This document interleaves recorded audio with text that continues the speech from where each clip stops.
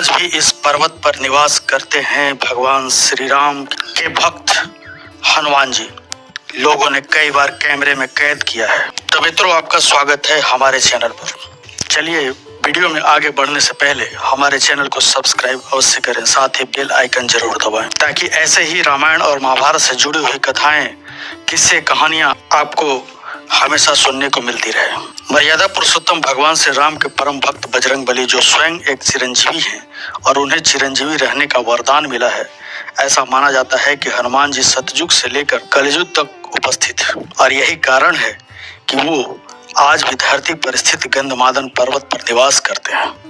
अब इस बात में कितनी सच्चाई है, उसको जानने के लिए इस वीडियो को अंत तक जरूर देखें ताकि आप भी इस रहस्य से पर्दा उठता हुआ देख सकें। पुराणों की माने तो प्रभु श्री राम तथा माता सीता ने पवन पुत्र बजरंगबली को कलयुग में अधर्म के नाश और धर्म को फैलाने के लिए अमरता का वरदान दिया था। यही वजह है कि पृथ्वी लोक पर कुछ खास जगह को मारुति जी का स्थान माना जाता है। उन्हीं में से एक है गंधमादन पर्वत। आपको बता दें कि हिमालय कैलाश पर्वत के उत्तर दिशा में स्थित एक जगह है जो गंधमादन पर्वत के नाम से जाना जाता है। फिलहाल ये क्षेत्र तिब्बत में आता है।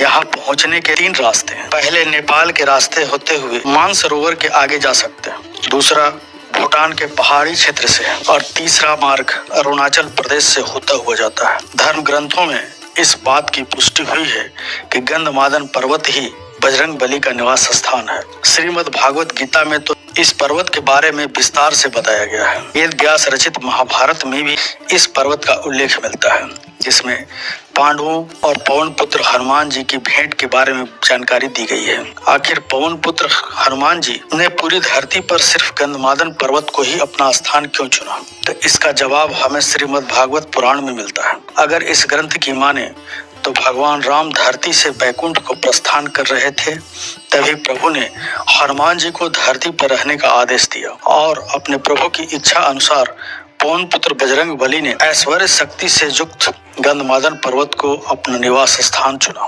वहां अपने अज्ञातवास के समय सभी पांडव हेमवत पार करके गंधमादन पर्वत के पास पहुंचे थे। गोमती पुत्र भी ब्रह्म कमल लेने के लिए इस पर्वत पर आए थे, जहां उन्होंने हनुमान जी को लेते हुए देखा।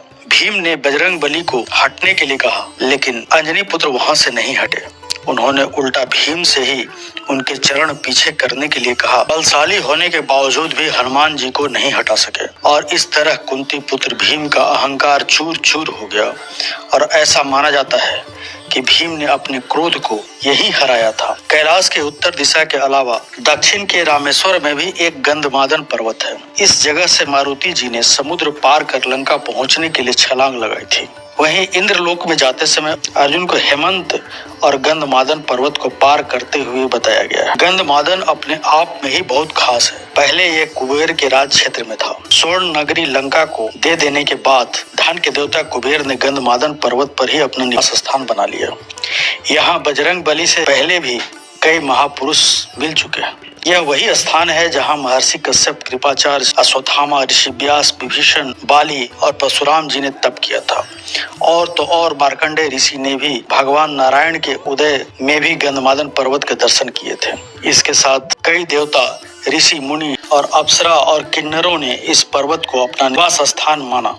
यह सब वहाँ निर्भीक विचरण करते हैं। अब यह भी जान लीजिए कि गंधमादन पर्वत का नाम आखिर कैसे पड़ा। इसके पीछे एक रोचक कथा है। धर्म ग्रंथों के अनुसार इस पर्वत पर कई तरह की जड़ी बूटियों और वनस्पतियों का निवास है, जिससे ये पूरा वन सुगंधित रहता है। इसी के चलते इस पर्वत का नाम गंधमादन पर्वत रखा गया। सुमेरु पर्वत के चारों तरफ में इसे गंधमादन पर्वत के नाम से जाना जाता है। आपको बता दें कि गंधमादन पर्वत के शिखर पर किसी भी वाहन से नहीं पहुंचा जा सकता है और तो और इस पर्वत पर कोई भी बुरी आत्मा भी नहीं पहुंच सकती है, क्योंकि पापियों का यहाँ रहने वाले विशाल सर्प और कीड़े मकोड़े डस लेते हैं। इतना ही नहीं, गंधमादन पर्वत के पास बहुत सी छोटी स्वर्णमणि और मोतियां भी चमकते हैं।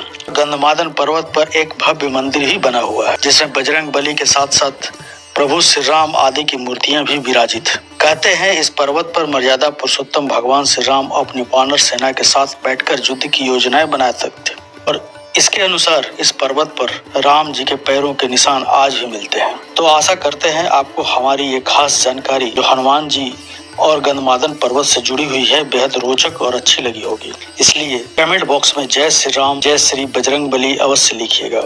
वीडियो अगर आपको अच्छी लगे तो लाइक कीजिए, हमारे चैनल को सब्सक्राइब कीजिए और ज्यादा से ज्यादा शेयर कीजिए। मिलेंगे अगली बार एक नई खास वीडियो के साथ, तब तक के लिए देखते रहिए हमारा ये चैनल। धन्यवाद।